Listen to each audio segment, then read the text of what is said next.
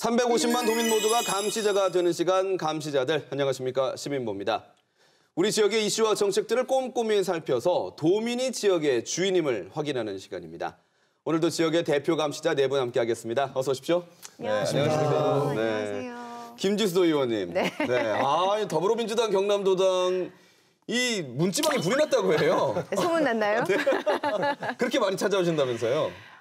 찾아오신 분도 많고요. 예. 최근에는 대통령 선거 끝나고 4일 만에 저희가 홈페이지에 찾아오셔서 온라인으로 당원 가입을 하시는 분이 900명이 넘었습니다. 와. 4일 만에. 야. 네. 씁쓸한 웃음을 짓고 계시는 분이 옆에 계시는데.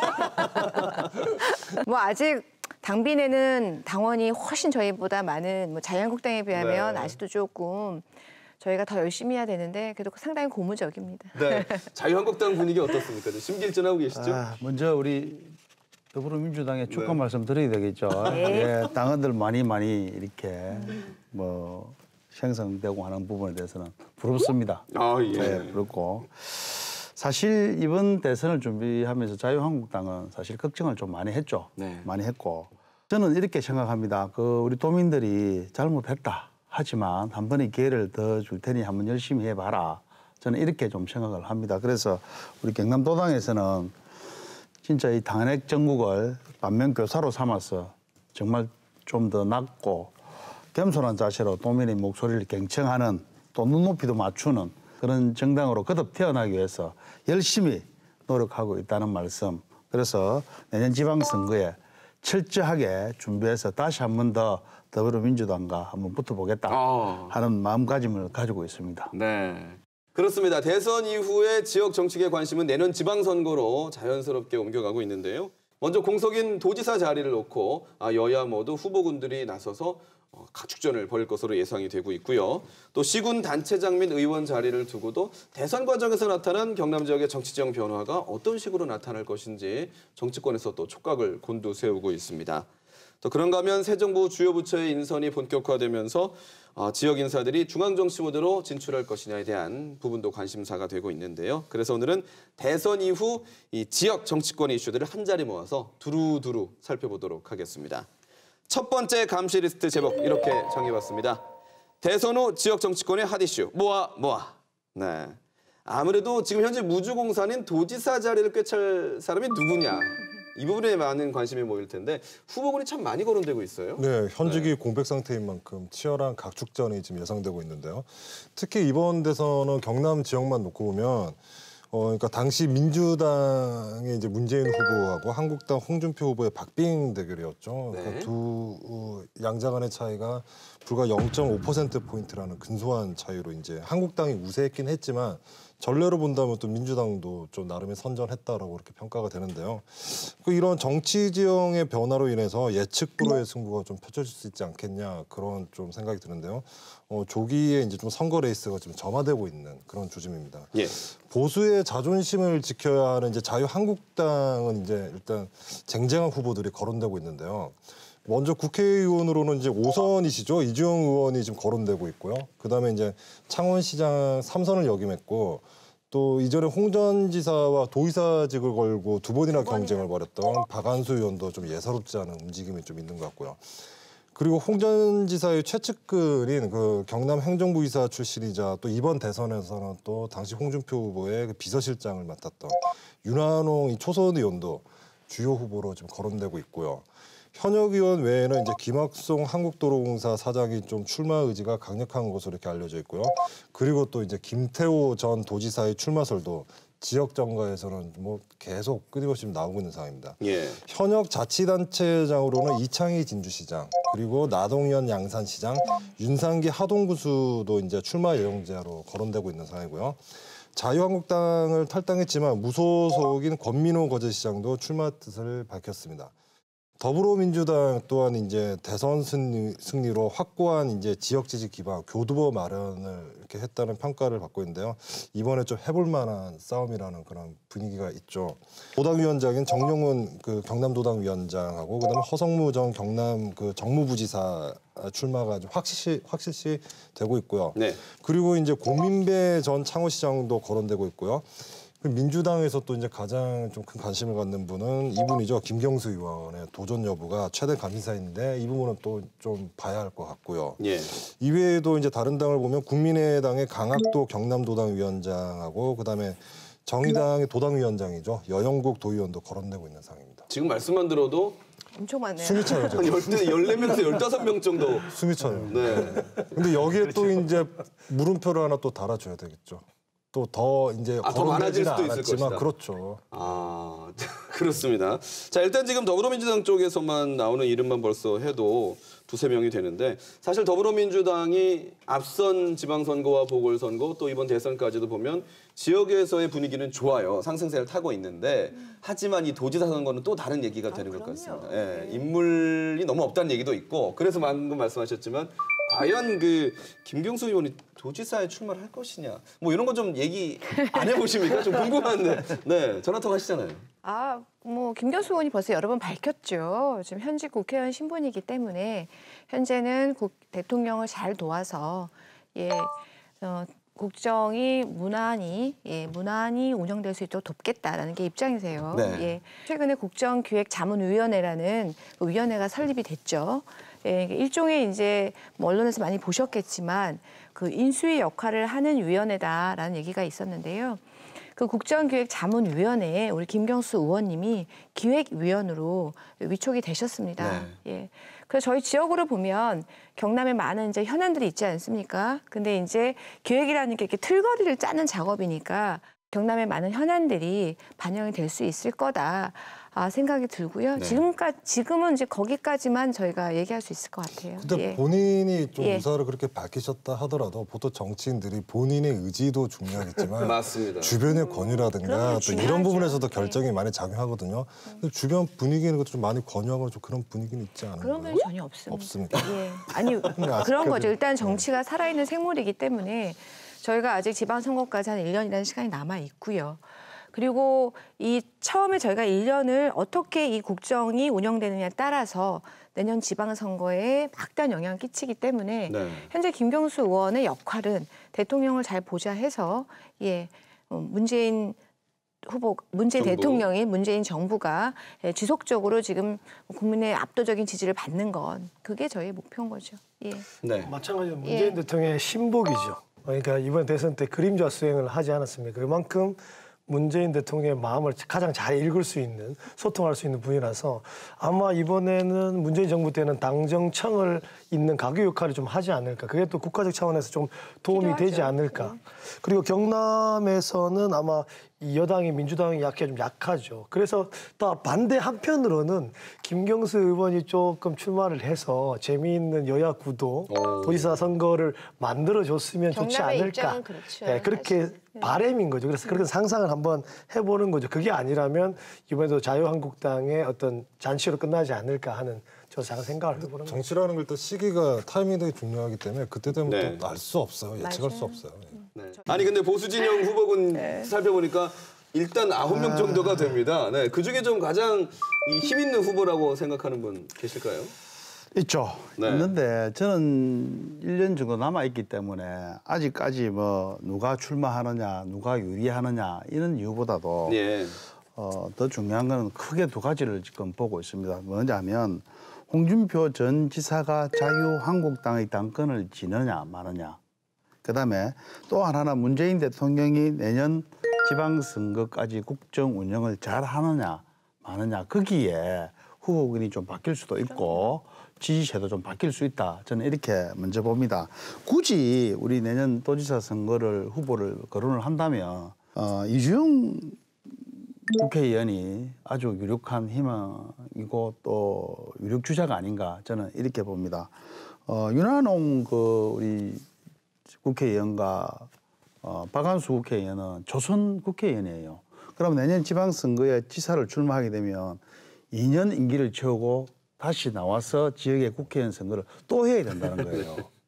그런 개인적인 부담을 안고 갈 수밖에 없기 때문에 제가 볼 때는 이주영 현 국회의원이 판사 출신의 해양수산부 장관의 경상남도 정무부지사의 여러 가지 업적을 많이 가지고 있고 또 스펙도 아주 좋기 때문에 이주영 후보가 국회의원이 후보로서는 제일 지금 유력한 후보가 아닌가 자유한국당에서 저는 그렇게 생각을 합니다.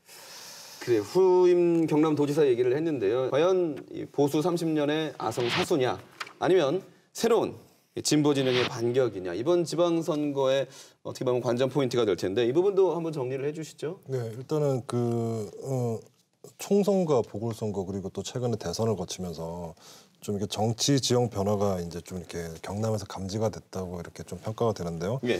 그간에 이제 정치 지형 변화가 예고됐던 곳이 이번 대선에도 좀 뚜렷한 지역이 있었는데 젊은 인구가 비교적 많았던 김해하고 거제, 양산 그리고 창원은 창원 성산구, 진해구, 의창구 이렇게 6개 지역에서 되게 좀 민주당이 선전하는 결과를 보였는데요.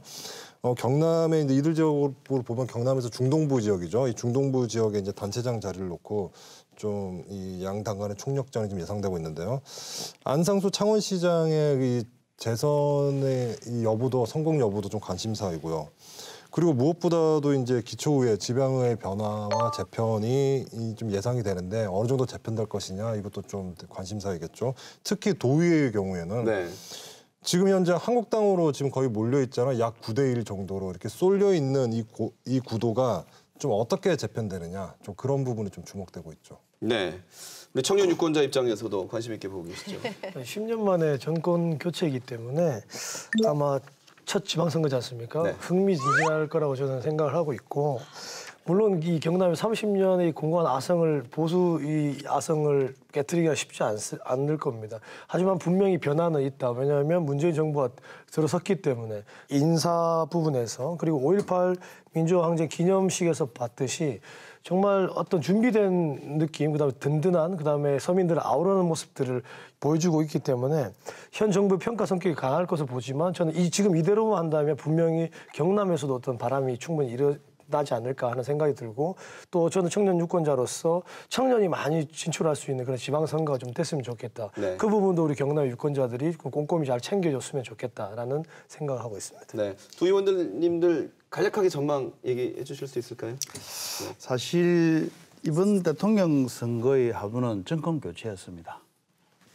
내년 지방선거의 하두는 문재인 정부의 중간 평가가 되지 않을까 저는 이리 예상을 합니다. 그리고 지금 문재인 정부 인사를 이렇게 보면 정말 무서울 정도로 저희들이 볼 때는 상대 당으로 볼 때는 겁날 정도로 사실 잘하고 있는 건 사실입니다. 인정할 거는 인정을 해 줘야 된다고 저는 보고 조금 아쉬운 점이 있다면 지금 우리 청와대 인사 살펴보면은 참 경남 출신이 우리 이 정도 종무비서관 정도밖에 없거든요.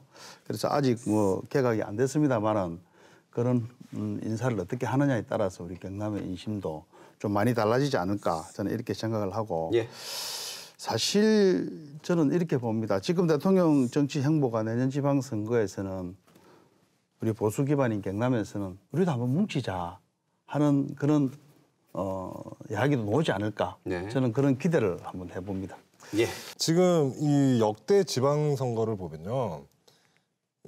대선과 그다음에 지방선거 또는 총선과 보면 이게 주기가 사실 바뀌는 경우가 오히려 더 많았어요. 대선에서 어느 당이 승리를 해도 그다음 지방선거에서는 반대 결과가 난단 말이에요. 그러니까 이게 주식과 비슷한 것 같아요. 정말 긴 기간 동안 추세를 보면은 이게 오름세를 볼 수 있지만 그 시기에서는 바로 내려갈 수도 있어요. 고점이 있으면 저점이 있거든요.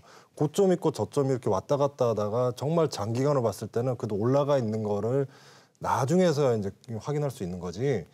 지금 대선에서 좀 뭐 선전 내지는 뭐 승리했다는 생각에 다음 지방선거에도 이게 뭐 담보가 된다 그런 생각은 되게 정치적으로 위험할 것 같고요. 지역민들은 사실 이게 정치라는 게 잘해서 지역민들이 응원한 부분도 뭐 있을 수는 있겠지만 그것보다는 못한 사람에 대한 실망에 대한 반대급부가 더 클 수 있는 거거든요. 그래서 지방선거는 여전히 이거는 예측하는 것이 더 힘들다고 보는 게 맞겠죠. 그런 의미에서 좀 간략하게 더불어민주당의 지방선거 전망 말씀해 주십시오. 일단은 우리 아까 천윤 의원님 말씀하신 대로 지방선거 내년에 있을 6월에 있을 지방선거는 문재인 정부 1년에 대한 평가가 반영이 될 거기 때문에 지금 현재 여소야대 국면이지 않습니까? 중간 평가로 봐야 되겠네요. 근데 만약에 내년 선거에서 만약에 저희 민주당이 유의미한 득표를 하지 못한다면 그것은 이후에 문재인 정부의 국정 운영 동력이 급격히 상실될 수밖에 없기 때문에 저희가 내년 지방선거까지 정말 열심히 해서 유의미한 득표를 해야 한다라는 절대적 사명을 가지고 있습니다. 네, 저희가 내년 지방선거에 대한 전망까지 해봤는데요. 자, 앞으로는 이런 얘기를 좀 해볼까 합니다. 지금 말씀하셨지만 하루가 다르게 중앙정부의 내각 구성 발표가 나오고 있습니다. 당연히 그곳에 오르는 우리 지역 인사들의 이름에도 많은 관심이 가고 있는데요. 자, 그러면 어떤 분들이 중앙정치원으로 진출할 수 있을까? 좀 궁금하기도 해요. 네. 경남 사람들이 좀 많이 없다고는 하죠. 네. 그래도 이제 몇몇 분들이 언급되고 있는 상황인데 먼저 이제 초대 행자부 장관 문재인 정부의 초대 행자부 장관의 그 남해 출신이죠. 김두관 의원이 물망에 오르고 있는데요. 예. 김두관 의원은 노무현 정부 때도 그 초대 행자부 장관을 역임했었고요. 또 뭐 다 아시다시피 경남도지사를 또 지냈었죠. 네. 그리고 행자부 차관에는 그 내부 1급 공무원으로 산청 출신인 그 오동호 소총심사위원회 상임위원도 이름이 오르내리고 있고요.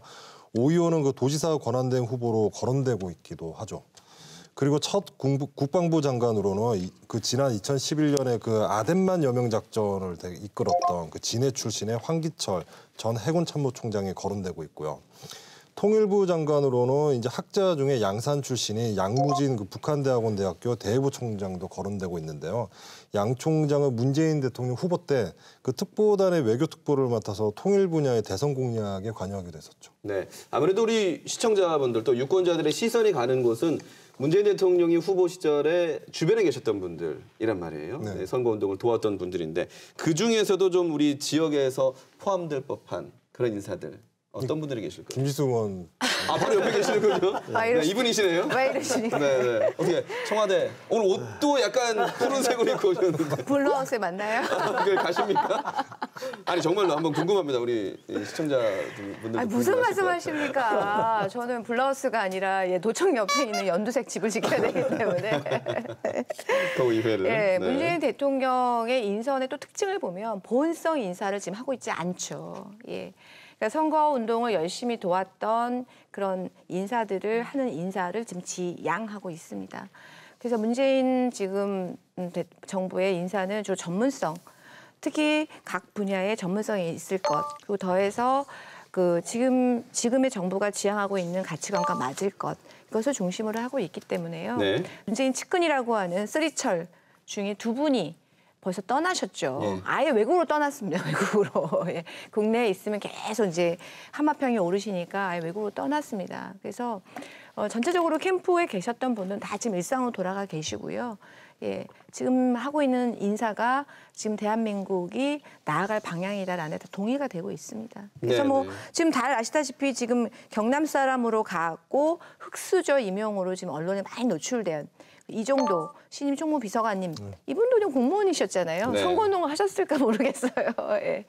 근데 기용이 되지 않으셨습니다. 할 수가 없었죠. 공무원 신분이었으니까. 맞습니다. 네. 이 총무비서관은 정말 청와대 살림을 관장하는 비선 실세의 자리인데 우리가 측근 경우 안 하시고. 그렇죠. 예. 양정철이라는 분이 계시죠. 그분은 이제 물망에 올랐는데 이분 아까 말씀하신 이정도라는 네. 이정도라는 이분은 창원대 행정학 학사 출신의 7급 공무원으로 시작하신 분입니다. 그러니까 네. 전형적인 흑수저 출신이고 기획재정부에서 일을 하시다가 사무처장 하시다가 이제 올라오시는데 이번에 이제 완전 발탁이 되신 거죠. 그러니까 이런 파격적인 인사를 지금 단행하고 있다는. 아마 본인도 본인이 자리 옮기게 될지 모르셨을 거예요. 문재인 정부가 일면식도 없다고 문재인 대통령이 전혀 모르는 분이라고 네, 하시더라고요. 그래서 일면식도 없는 분을 정말로 능력 하나만 보고 기용했다는 걸 볼 수가 있는 거죠. 네.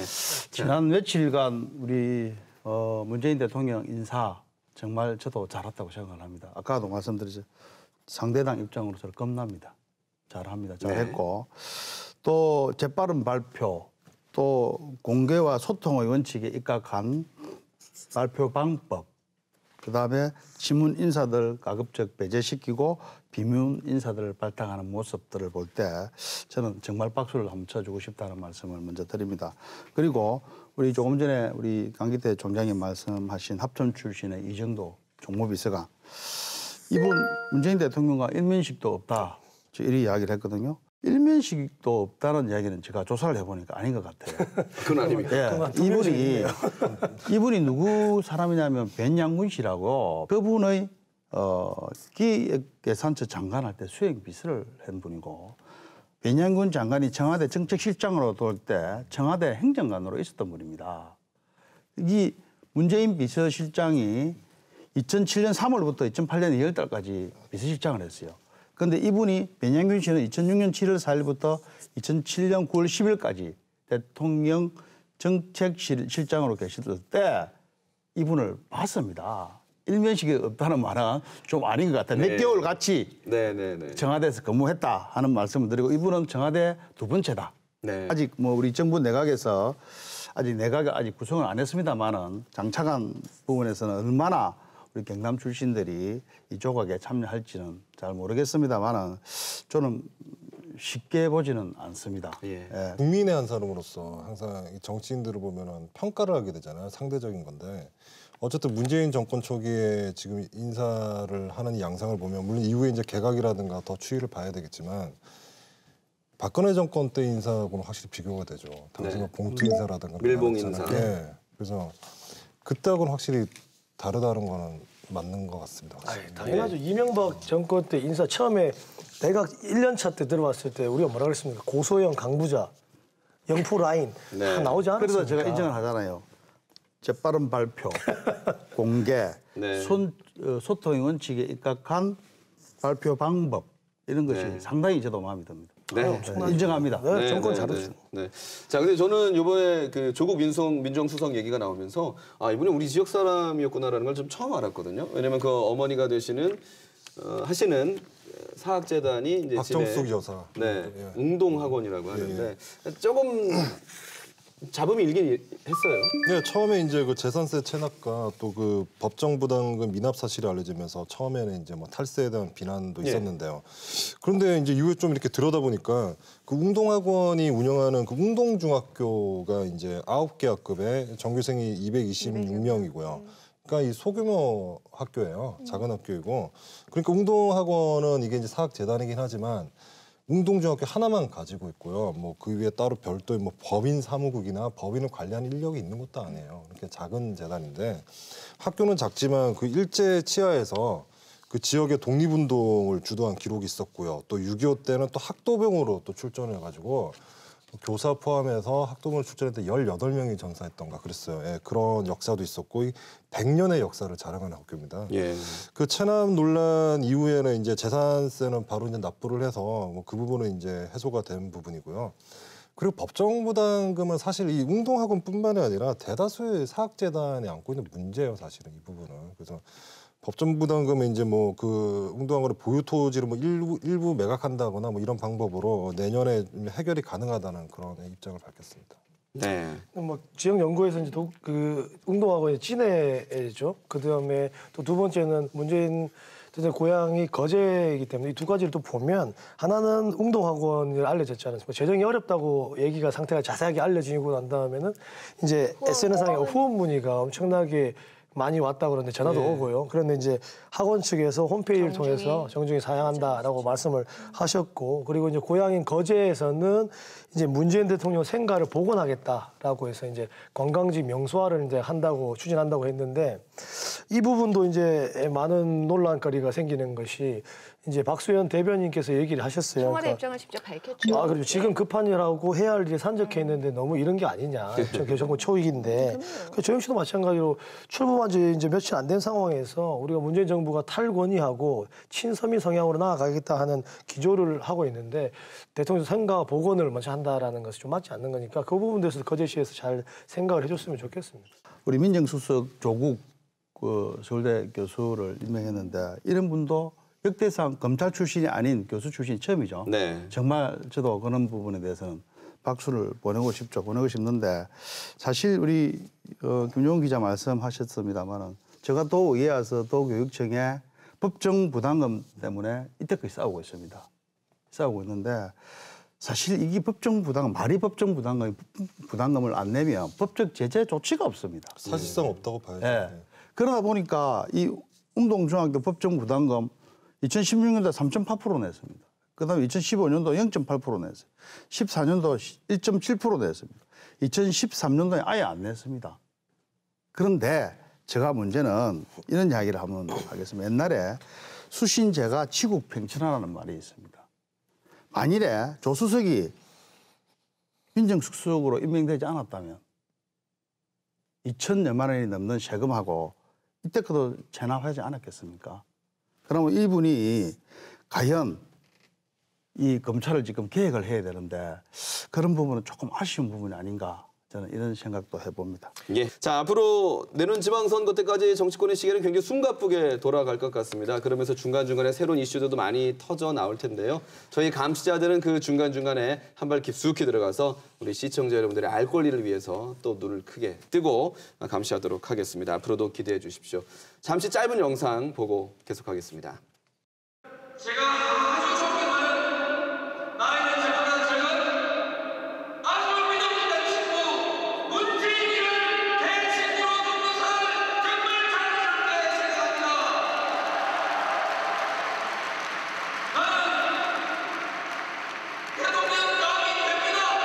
나는 문재인을 친구로 보고 있습니다.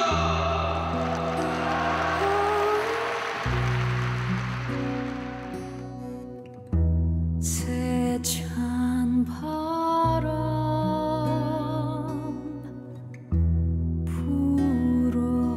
불어오면 들판에 한 아이 달려오네 그 더운 가슴에 바람 안으면 아름다운 그이는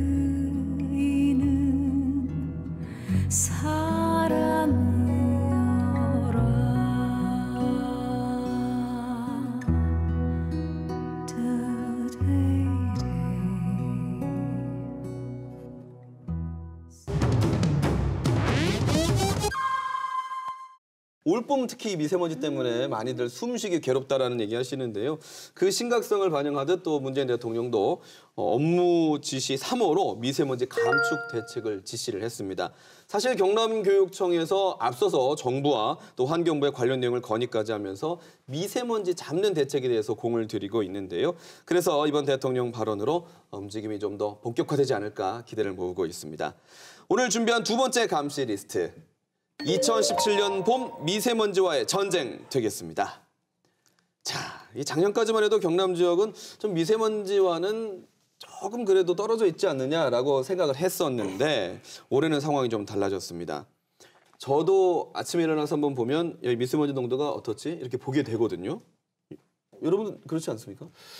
저는 또 좀 그런데 둔감해가지고 매일매일 체크는 하지 않지만 저는 생활 속에서 좀 심각하다라는 체감을 좀 많이 하고 있거든요. 이게 지금도 저 눈이 좀 뻑뻑하고 목이 좀 안 좋고 지금 감기가 덜 걸려고 하는데 저도 경남 하동이나 지리산 인근에 있는 함양에 엊그제 갔다 왔는데요. 그때 한번 체크를 해보니까 나쁨이 떠 있더라고요. 그러니까 지리산 자락이 경남 속에서도 나쁨이라는 그 수준이 많이 나타나는 것 같고 여행을 많이 다녔는데 다른 나라 하늘이 정말 청명하고 맑은 게 많은데 우리나라 시야가 좀 잘 안 되고 뿌연 하늘이 좀 많거든요. 그것도 경남도 예외가 아니지 않을까. 그래서 많은 요즘 체감을 많이 하고 있습니다. 네. 그러니까 저 같은 경우에도 저 혼자 그냥 이렇게 밖에 나오고 다니면서 하는 게 뭐 크게 제가 개인적으로 영향을 받는다는 생각 아직까지 안 느껴봤는데 아기들은 받더라고요.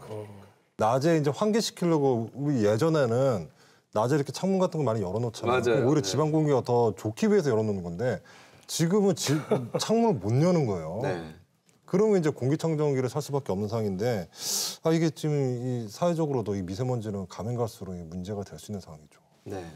맞죠. 특히 이제 경남은 저희가 보통 중국발 미세먼지만 보통 생각하기 때문에 좀 지리적으로 좀 멀어서 미세먼지가 좀 덜하지 않을까 했는데 네.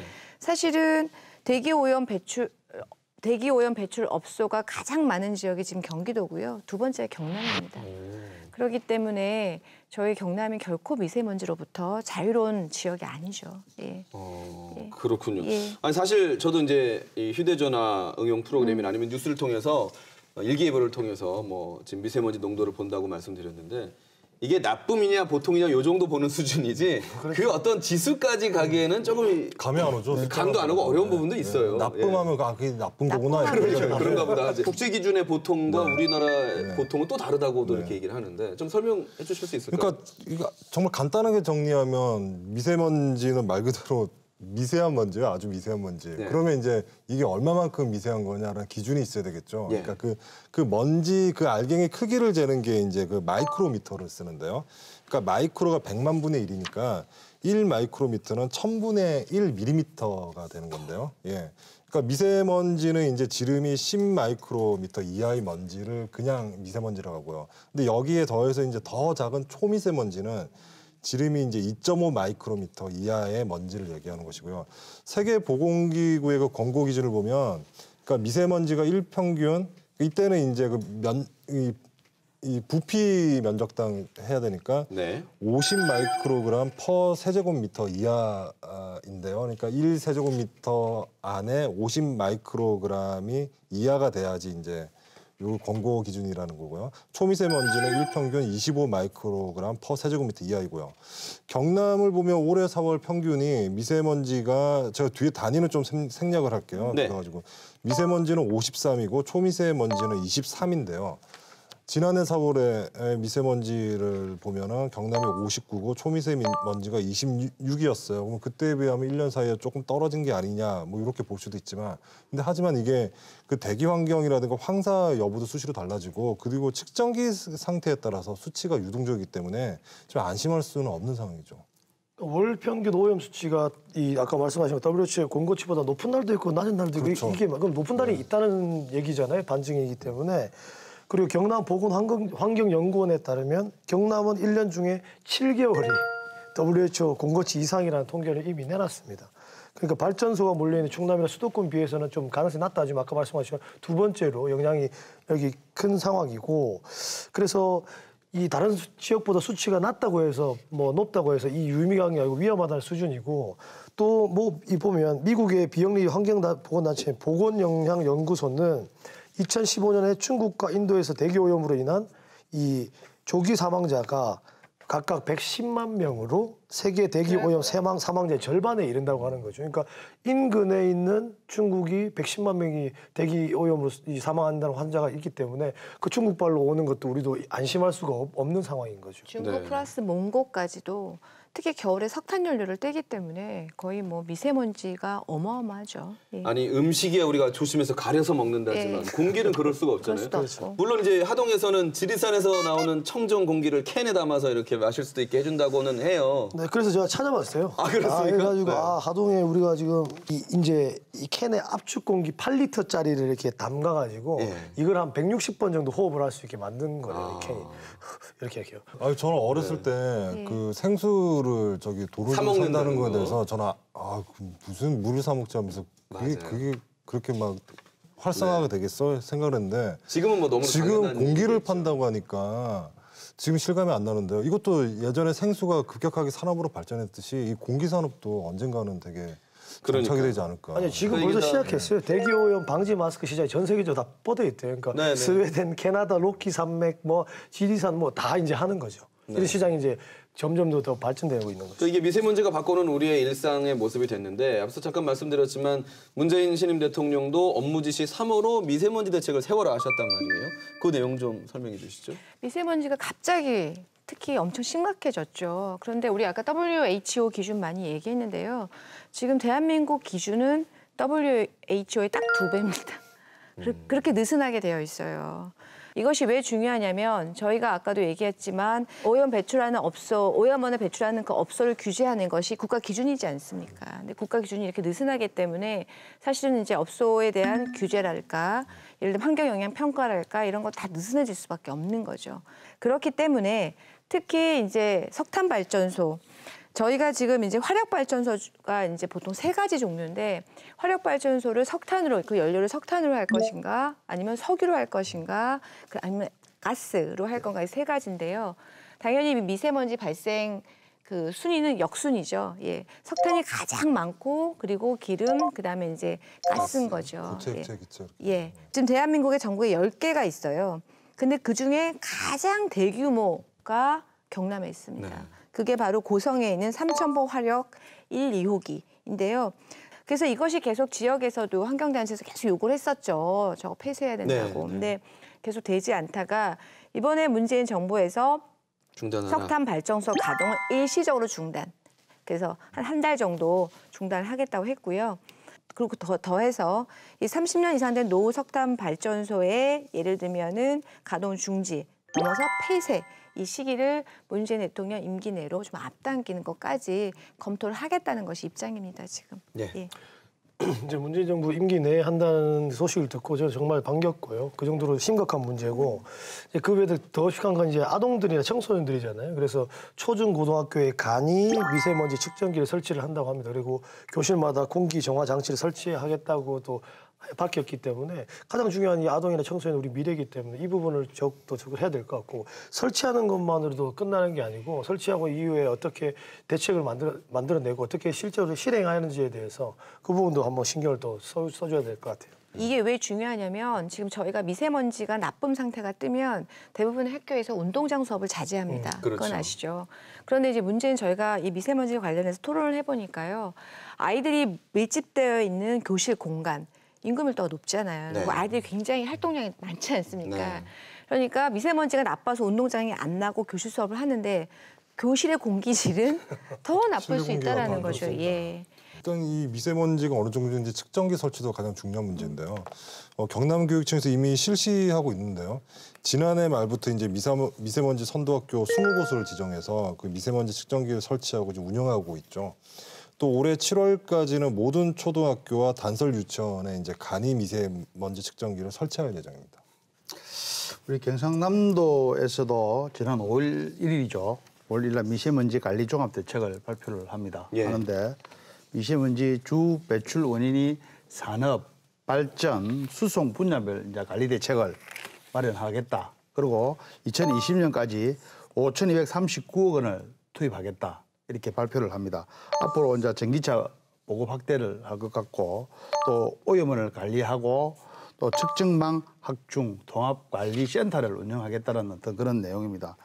이 주요 골자를 보면은 2020년까지 미세먼지 용도를 연 평균 40 마이크로미터까지 낮추고 또 초미세먼지 용도는 20 마이크로미터 수준으로 개선한다는 것이 또 골자입니다. 골자인데 사실 중앙정부나 경상남도에서 이렇게 움직여서 하는 거는 좋습니다만은 또 우리 국민들도 같이 움직이셔야 된다. 저는 이렇게 생각합니다. 즉 뭐 승용차 요일제, 네. 그다음에 공회전 금지 이렇게 다 같이 참여해주면 훨씬 더 효과 있게 뭐 극대화시킬 수 있지 않을까. 저는 이렇게 생각을 합니다. 굉장히 중요한 말씀 해주셨네요. 네. 근데 사실은 경상남도의 이 미세먼지 대책은 굉장히 늦었죠. 다른 광역시도에 비하면.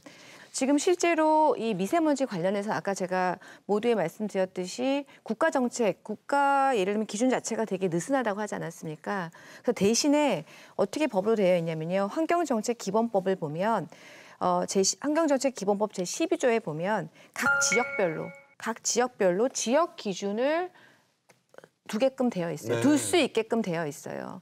그래서 그 조례에 근거해서 그 법령에 근거해서 사실은 전국의 10개 광역시도에서 그 개별적인 지역 기준을 가지고 있습니다. 그러니까 WHO의 근거에 조금 더 근접한 그런 기준을 가지고 있는 거죠. 근데 경남은 없어요, 현재까지도. 네. 이 지역 기준을 만들기 위해서 선행돼야 될 과제가 지역의 연구 자료 자체가 없어요. 미세먼지가 어느 지역에 그리고 뭐 예를 들면 계절별로 월별로 어떻게 분포가 있더라라는 데이터가 있어야 지역 기준 만들지 않겠습니까? 그래서 도에 있는 보건환경연구원, 경남발전연구원 많은 우리 연구기관이 있으니 여기서 우선 빨리 이 지역 데이터를 만들고 이것을 기초해서 빨리 경남도 그 지역 기준을 마련을 해서 우리가 지금 현재 조례는 있어요. 조례는 있는데 조례가 되게 아주 옛날 버전이죠. 그래서 이것을 빨리 업데이트하는 게 더 중요하다는 얘기를 제가 최근에도 계속 하고 있었습니다. 예. 경남에서 뭐 지금 노력하고 있죠. 예. 예, 하고 있는데 그 현재 그 도시 대기 오염 측정망이 20곳인데 향후에는 이제 31곳까지 늘리겠다는 계획이고요. 또 경상남도는 그 미세먼지 정보를 도민에게 빠르게 전달하기 위해서 대기질 통합관리센터와 미세먼지 대책 이행 그 추진 자문단도 운영할 예정이라고 합니다. 네, 여러 가지 대책들이 쏟아지고 있는데요. 사실 경제적인 효과를 우리가 생각 안 할 수는 없습니다. 당장 말씀하셨던 그 고성 삼천포 화력발전소 같은 경우는 이거를 중단하면서 생기는 여러 가지 피해들 있지 않습니까? 많죠. 그 부분에 우려하는 부분이 사실 많이 있습니다. 예. 첫째는 삼천포 화력발전소에서 내고 있는 세금, 이 세금이 고성군에서 지방세 납부 1등 기업체입니다. 작년에 지역 자원시설비로 납부한 금액이 약 73억 원 정도 됩니다. 이 중에서 46억 원이 고성군 세입으로 잡힙니다. 그러면 이 46억 원이 고성군에서는 어느 정도 되느냐면 고성군 전체 세수액의 15%나 차지한다는 거죠. 상당한 금액이죠. 약 305억 정도 되는데 거기에 약 15% 정도 되는 거. 그다음에 당장 3년 후에 세수가 크게 줄어드는 것에 대해서 우리 고성군 지금 권한 대행이죠. 긴급 회의도 진행하고 지금 있는 걸로 알고 있고요. 또 문제는 전력 수급입니다. 만일에 폐쇄했을 때 전력 수급을 어떻게 할 것이냐. 또 문제가 뭐냐면은 직원들의 실업 문제. 이런 부분을 같이 폐쇄하면서 좀 생각해 줬으면 하는 제 개인적인 말씀도 같이 드립니다. 사실은 이제 항상 이런 이야기를 하면서 이 경제 논리 때문에 여기까지 온 거죠. 그래서 이제 거의 이 생존 환경의 문제는 곧 생존의 문제이지 않습니까? 그래서 지난 우리 선거 기간에 문재인 후보 당시 후보가 저희가 사이트를 만들어서 문재인 1번가라고 해서 네. 정책을 여러 개 이렇게 널어놓고 이렇게 문재인 1번가라는 정책 판매 사이트를 만들었는데 제일 잘 팔린 게 이 미세먼지 저감 정책이었었어요. 관심이 많죠. 예, 국민들이. 그만큼 이 문제에 대해서는 국민의 관심이 많다. 충분히 정치권에서 이야기하는 그 경제 논리 때문에 국민들이 힘들어할 거다라고 생각하시지만 실제로 그렇지 않다라는 거죠. 그래서 더 이상 미룰 수 없다라고 말씀드리고 싶고요. 정부가 석탄 화력 8곳의 발전을 지금 한 달간 중단할 경우에 그럼 미세먼지가 약 한 1에서 2% 정도가 줄어든다고 합니다. 그렇게 되면 이제 비용이 증가가 되는 거죠. 이때 그러니까 추가로 드는 비용이 한 600억 가량이라고 합니다. 그래서 이 추가 비용이 발생할 걸로 예상이 되는데 우리 한전이 지금 현재로 이 정도 비용은 자체적으로 감당할 수 있는 수준이라고 지금 판단하고 있는 거고요. 후속 대책으로 또 이제 거론되고 있는 게 그 산업용 전기 요금을 좀 인상하는 것. 그런데 지금 천은기 의원님께서도 말씀하셨듯이 이것은 실제로 지금 국가 경제가 지금 굉장히 어렵지 않습니까? 그 어려운 이 시국에 산업용 전기 요금을 인상하는 것에 대해서는 국민적 공감대를 먼저 얻고 그리고 좀 천천히 진행하는 건 뭐 이렇게 할 거라고 생각이 들고요. 그래서 이렇게 계속 국민들의 예를 들면 원하시는 것, 여론의 동향을 충분히 살펴서 이 문제를 잘 할 수 있도록 하겠습니다. 예. 근데 하나 저는 정말 좀 빠진 게 있어요. 네. 그러니까 이 미세먼지라는 것은 그 우리가 봄철에 특히 황사가 오잖아요. 이거 어디서 옵니까? 중국에서 다 넘어오는 거거든요. 이거 분명히 중국에서 넘어오는 건데 공기도 분명히 중국에서 넘어오잖아요. 그러니까 미세먼지 주 원인이 국내적인 문제도 있지만 사실 국외적인 문제도 있거든요. 있습니다. 그러니까 예. 중국과의 관계에서 이런 대내적인 정책이 있다면 대외적으로 중국과 향후 좀 외교로 해서 이 미세먼지에 대한 대책은 우리나라만의 문제가 아니거든요. 국제적으로도 협력해서 사실 중국과의 풀어야 될 문제가 더 중요하다 생각합니다, 저는. 네, 알겠습니다. 병행해서 가야 돼요. 그래서 그것 때문에 네. 사실은 저희가 특히 공기의 문제는 네네. 협의체가 필요한 거거든요. 그렇죠. 그래서 이미 국가 간 협의체가 있습니다. 작동이 잘 안 돼서 그렇지. 지금 사실은 국내 간 나라 간의 협의체도 필요하지만 국가 내에서 광역 단체끼리도 협의가 필요하거든요. 필요하죠. 지금요. 특히- 공기가 예. 서로 통하기 때문에 그래서 특히 경남 같은 이거는 경우에는 어느 한 부분만 그렇죠. 잘해서 해결되는 문제가 예. 아니기 때문에 예. 특히 이번 정권에서는 지난 정권하고는 좀 다르게 좀 정말 외교력을 좀 발휘해줬으면 좋겠어요. 기대하고 싶습니다. 예. 안 그래도 살기 팍팍한 요즘인데 한숨 쉬기도 무섭다라는 말씀 요즘 많이 하십니다. 네, 오늘 네 분의 지역 대표자분들과 말씀 나눴는데요. 미세먼지 줄이기 위해서 국가나 지자체에서 해야 될 것도 있지만 또 기업과 우리 개인들이 노력해야 될 것도 함께 해야겠습니다. 청명한 하늘을 기대하면서 우리 네 분과는 여기서 인사 나눠야겠네요. 오늘 수고하셨습니다. 네, 감사합니다. 대통령 당선 후 2주 어떻게 느껴지셨나요?